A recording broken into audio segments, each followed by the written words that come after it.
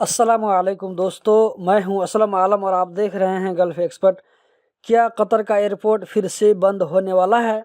दोस्तों, इसके बारे में आज की वीडियो में आप लोगों को पक्की खबर मिलेगी रेफरेंस के साथ।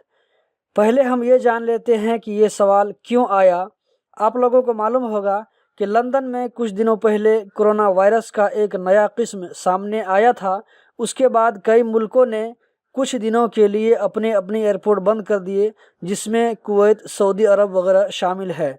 तो इसी को देखकर बहुत सारे लोग कहने लगे कि कतर में भी एयरपोर्ट बंद होने वाला है। कतर में रहने वाले बहुत सारे भाइयों को परेशानी हुई, फिक्र हुई कि ऐसा न हो कि फिर से कतर का एयरपोर्ट बंद हो जाए।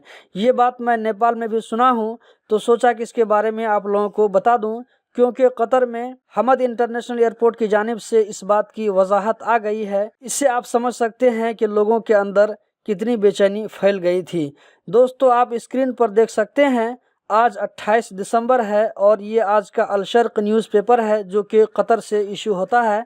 इसमें एयरपोर्ट की जानिब से साफ साफ ये बात डिक्लेयर किया गया है कि एयरपोर्ट बंद करने की सारी बातें गलत हैं, महज एक अफवाह है।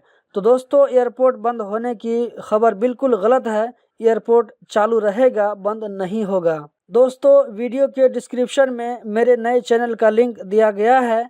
आप दोस्तों से रिक्वेस्ट करता हूं कि एक बार उस चैनल का ज़रूर विज़िट करें। अगर अच्छा लगे तो सब्सक्राइब करें, वरना कोई बात नहीं। एयरपोर्ट की जानिब से यह भी कहा गया है कि कतर में एंट्री की पॉलिसी कतरी हेल्थ मिनिस्ट्री के साथ जुड़ा हुआ है और कतरी हेल्थ मिनिस्ट्री की वेबसाइट पर बराबर अपडेट होते रहते हैं। आपको वहीं से पक्की खबर मिलेगी। Thanks for watching.